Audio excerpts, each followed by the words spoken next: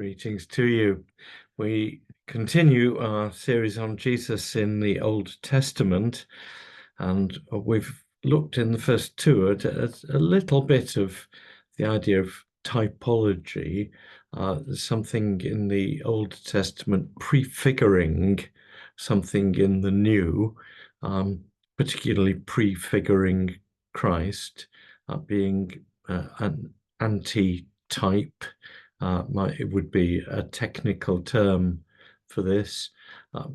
We could say, though it's a bit looser in English, it being typical of it. I don't mean that in any rude sense, but typical in the sense that it actually has certain elements in common and it points to it. Now, all this assumes that you believe that the Old Testament deliberately points forward. If you don't, then you've got a problem reading the whole Old Testament, I fear. And there are some strands of theology that say we shouldn't see the Old Testament as deliberately pointing forward. It may be that looking back on it, we can see that there are similarities, but this is much deeper than that. It's a belief that I certainly have, and that Jesus and the apostles certainly had, that the Old Testament sometimes deliberately points forward to something in the future which only God can know, and sometimes very specifically, which implies also, of course, that God is the Lord of history, and that God is in control of the future as much as of the past, and that patterns in history aren't just something that clever historians can work out. They can actually be part of God's overall design, because he is the Lord of the history, the past, the present, and the future, and it all hangs together, and God's plan is perfect and complete. When we talk about typology in the Bible, we mustn't overdo it. We can easily go too far with it.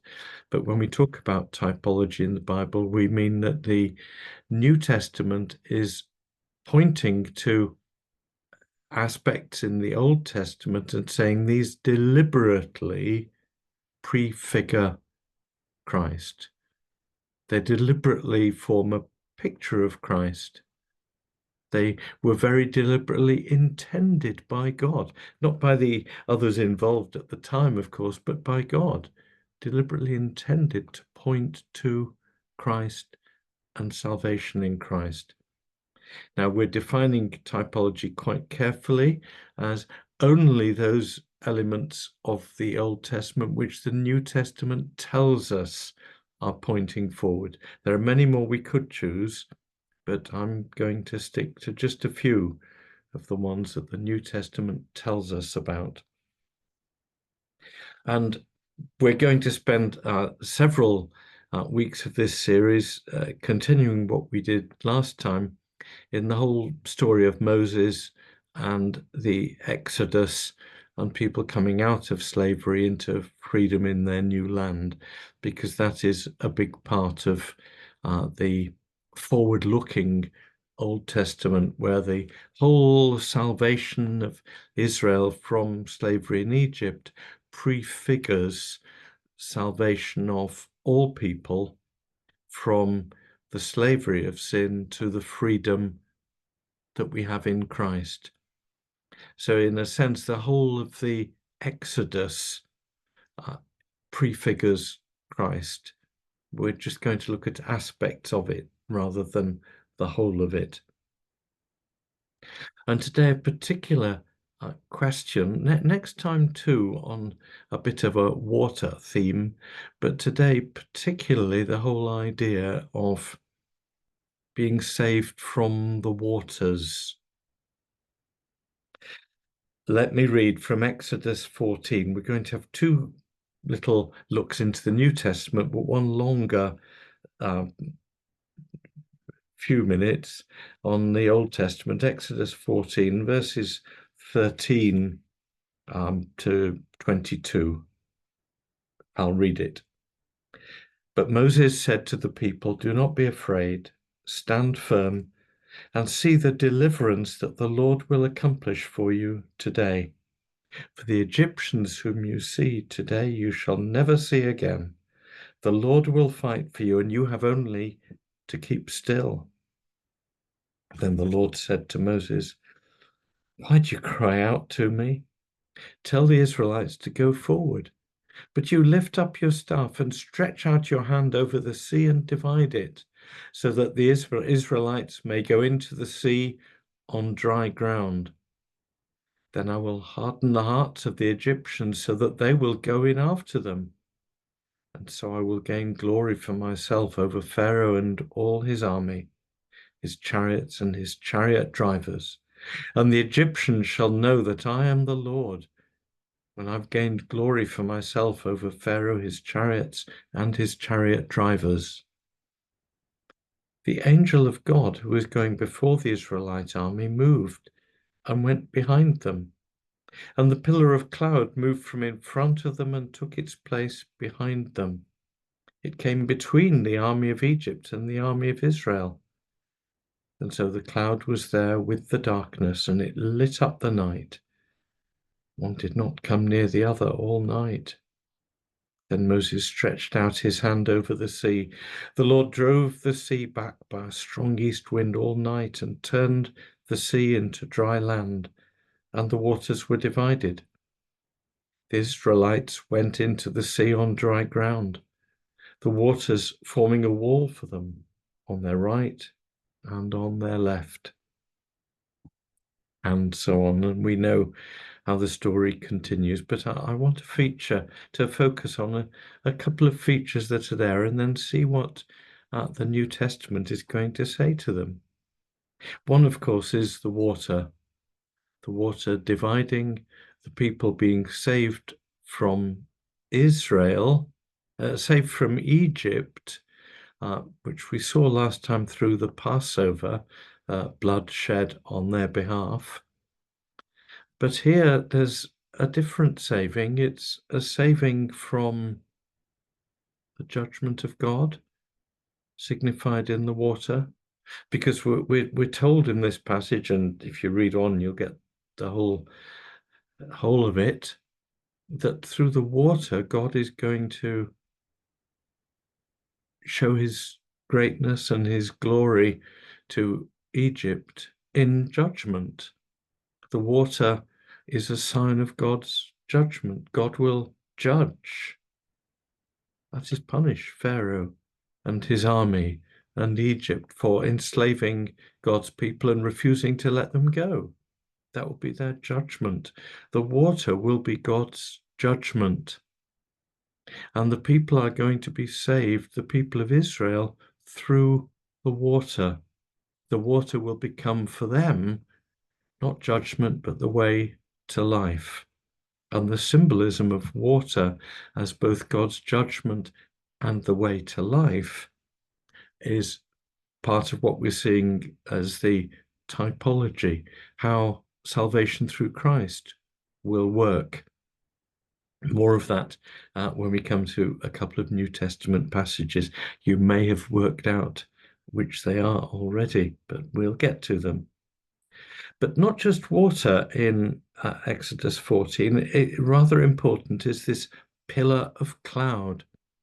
Now, if you know the Exodus story, the escape from Egypt, you'll know that as the Israelites traveled and moved, not just through the sea, but out of Egypt towards freedom, they were led by a pillar of cloud and a pillar of fire.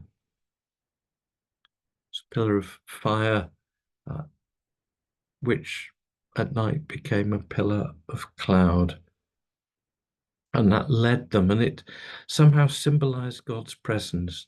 Now, we can misunderstand cloud very easily. We can think of a cloud as a dark and gloomy thing. And I in my regular walks over hills and round lovely hilly places, I'm very used to seeing dark clouds appearing suddenly. They're always, or almost always, certainly here in Scotland, They're always clouds of some sort, but occasionally they get very dark and black, and occasionally I'm enveloped by one and it's very wet. That isn't the sort of cloud that we're talking about here. Notice it's very important. The cloud of the darkness, the cloud that appeared in the darkness, it was fire by day, cloud by night, and they followed it. It was a symbolizing of God's presence, but more than a symbolizing, it was described, we're told, as the presence of the angel of God, God's messenger, God's protection, leading them fire by day and cloud by night. Because by night they were pretty much stood still or encamped normally, though during the actual Exodus they had to move sometimes at night. Let's remind ourselves, verse 19 of Exodus 14, the angel of God who was going before the Israelite army moved and went behind them. Why has he done that? Because they're being followed by the Egyptians. The angel of God, the messenger of God, the presence of God, was leading the way, but then danger comes up behind them. So he goes behind them to protect them. Lots of preaching there if you want it. God both leads us and protects us, leads us into his future. He protects us from any dangers. The angel moved and went behind them, and the pillar of cloud moved from in front of them and took its place behind them. It came between the army of Egypt and the army or host of Israel. It doesn't mean army. Israel is a trained army with weapons and so on. Army, the word means host, great crowd. It came between the host of Egypt and the host of Israel until the cloud was there with the darkness and it lit up the night. This isn't a dark cloud telling me it's going to rain. It's a bright cloud. This is the cloud that we have elsewhere in Exodus of the Lord's presence, brilliant and bright. You can't see through it. It's impenetrable, but not with darkness, but with light. It's a cloud at night isn't really much use in our normal meteorological sense, because you probably wouldn't even see it. It would make things harder to see because it would obscure the moon and the stars. A cloud that is bright is a different matter, and the presence of God symbolized to them as they were escaping by a pillar of fire by day. That's easy enough. A pillar of cloud at night, it's not going to blind you in the way that fire is and so on, but it's there as a very, very, very visible, stark presence. It's a bright cloud, and the cloud is with them. The cloud protects them, it leads them, and it protects them. It can be before them, it can be behind them, it can be all around them. It's wherever it needs to be, this cloud that symbolizes the presence of God. So we've got two elements here that we're going to find in the New Testament in just a moment.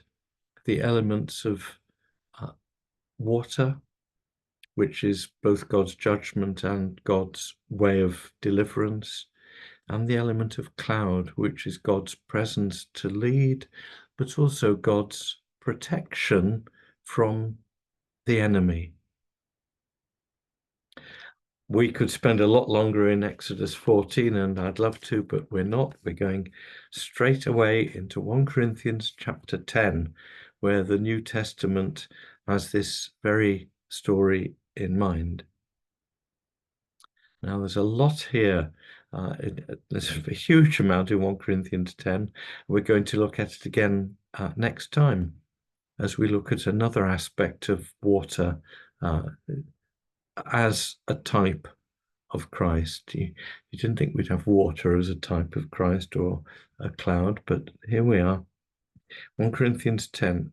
I do not want you to be unaware brothers and sisters, that our ancestors were all under the cloud and all passed through the sea and all were baptized into Moses in the cloud and in the sea.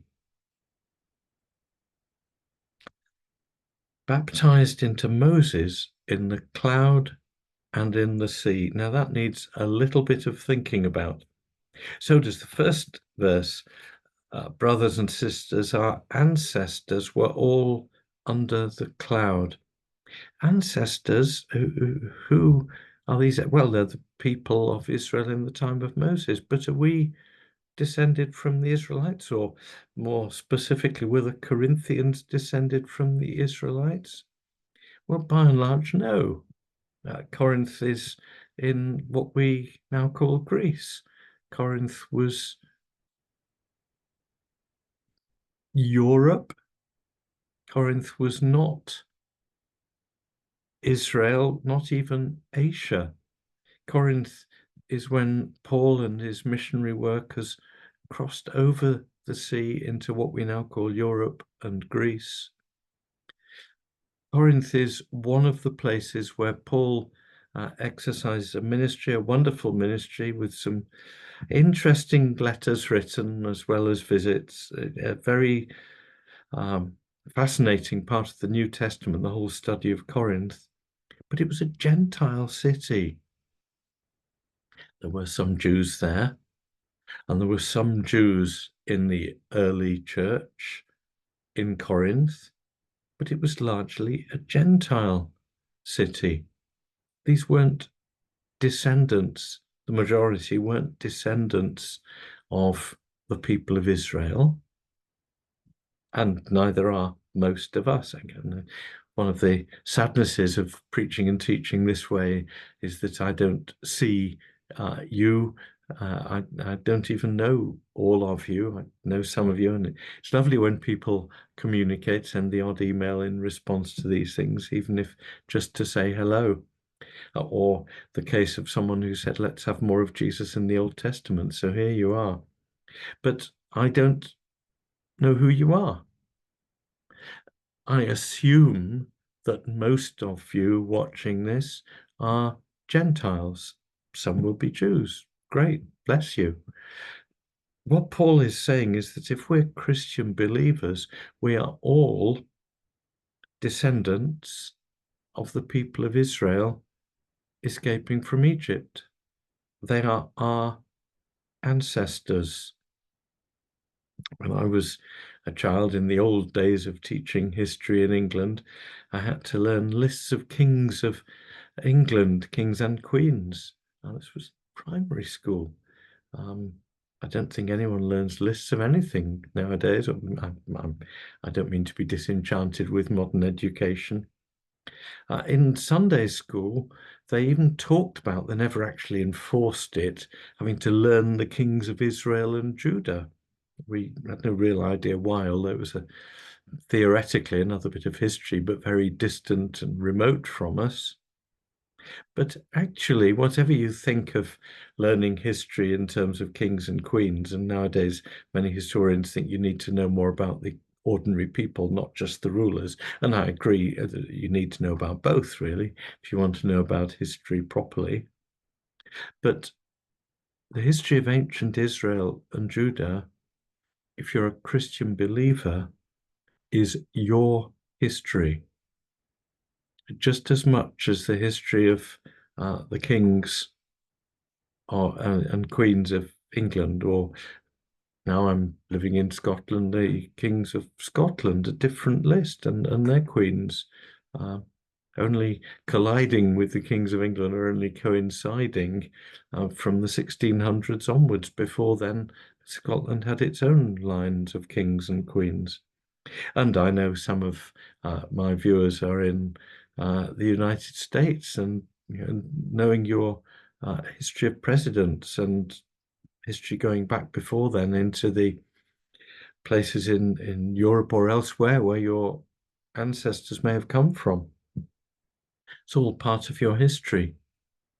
But for the Christian, if you're adopted into the family of Jesus, if the promises of Abraham are made true for you, if you are a descendant of Abraham by faith, as Paul describes us all to be, then the kings and queens who were descendants of Abraham, the Jewish kings and queens, are part of our history in our adopted mode as children of Abraham, just as much as the kings of whichever country we're in are part of our history in the more literal mode.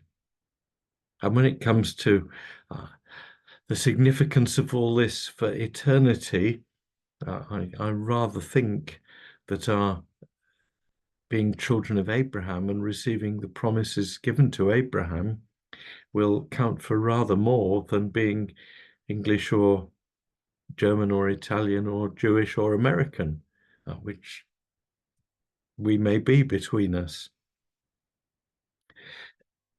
It was our ancestors. If we're Christian people, the promise made to Abraham is the promise to us, and we're the spiritual descendants of Abraham. And therefore, these folk, Moses and the 600,000 who escaped from Egypt with him, are our ancestors.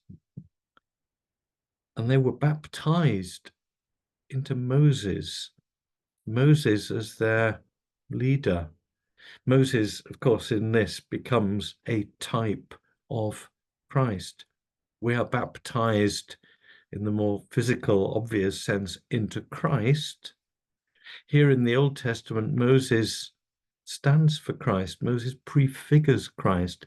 Moses is an antitype or type of Christ, because it's in Moses, by their union with Moses, that they are saved from God's judgment, brought through the judgment of the sea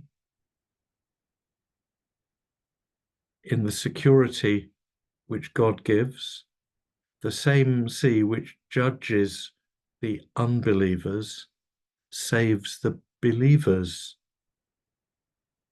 And we're baptized, we're brought through the danger of God's judgment into the safety of God's salvation in Moses, by following Moses as the people of his day so long ago did. And that was their baptism, salvation from the judgment of water through water. And that was being baptized into Moses. And also they passed through the sea, 1 Corinthians 10 verse 1, and were baptized into Moses in the cloud and in the sea. God's presence in front to lead, God's presence behind to protect, with Moses as their God-given leader. And we find out later on in the Exodus stories that people rejecting Moses as leader or disobeying Moses were under the judgment of God, because Moses was their leader. They'd been baptized into Moses. They belonged with Moses. They were Moses' people by God's doing. And they were baptized in water and cloud, protected from the judgment of God by the presence of God, protected from the forces of evil by the presence of God, led into new life through the judgment and escaping the judgment of God, led into new life by the presence of God, baptized in baptism with water and the cloud. And that was our ancestors. And we're looking more at 1 Corinthians 10 next week, but it's fairly clear, isn't it, that Moses is a type of Christ, a prefiguring of Christ, and that the story of the Israelites escaping through water and by means of clouds signifying God's presence, the bright cloud into which Jesus ascended, very much God's presence. That prefigured for us Christ. And in our ancestors, we were baptized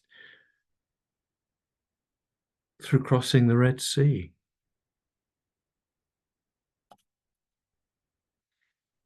A little bit more about baptism, as I perhaps surprise you slightly, but it all fits together because the whole Old Testament is God's story, his history.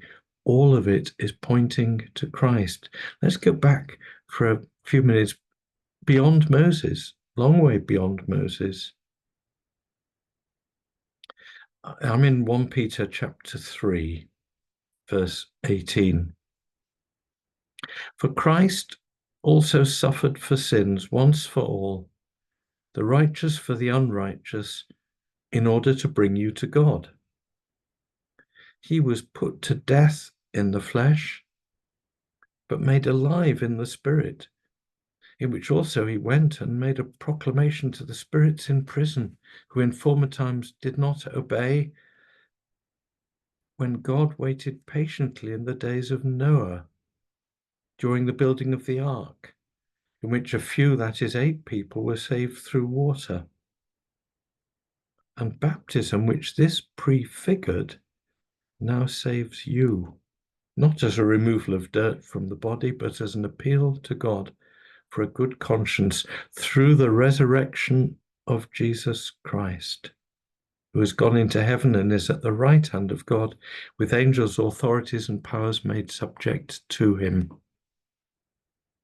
So it's not just the Red Sea and the crossing of the sea in the time of Moses, which prefigures baptism, but also Noah's Ark, prefiguring the escape through God's judgment of flood by a means which God provides, the ark,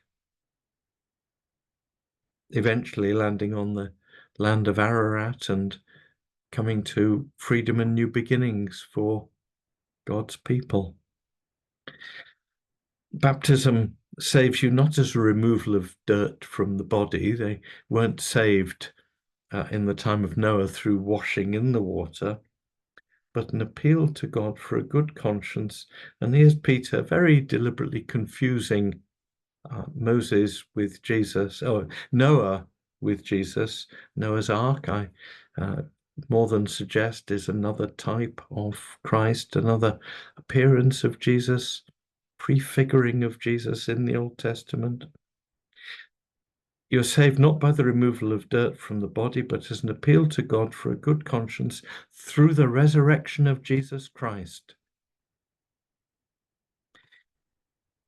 The Ark of Noah, which led people through judgment to freedom, prefigures the resurrection of Jesus Christ. Just as Jesus talked about the sign of Jonah, 3 days in the belly of the fish, prefiguring his resurrection.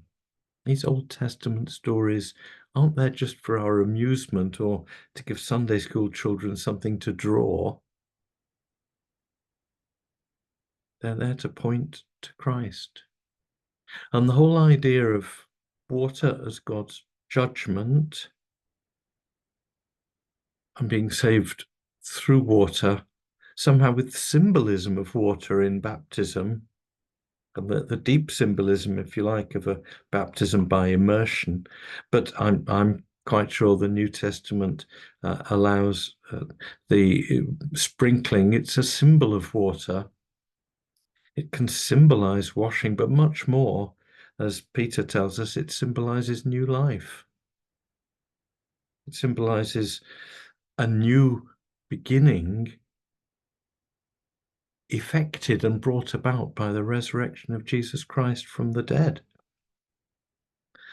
So there's a whole lot of Jesus here in these Old Testament stories. Jesus represented by Moses, Jesus represented by Noah, the baptism through which Jesus brings us salvation, pointing us forward to his resurrection, or back in our times, but in his time, forward to his resurrection, focuses on his resurrection, but it also reminds us of our ancestors in the time of Noah, saved from God's judgment and brought to new beginnings and new life.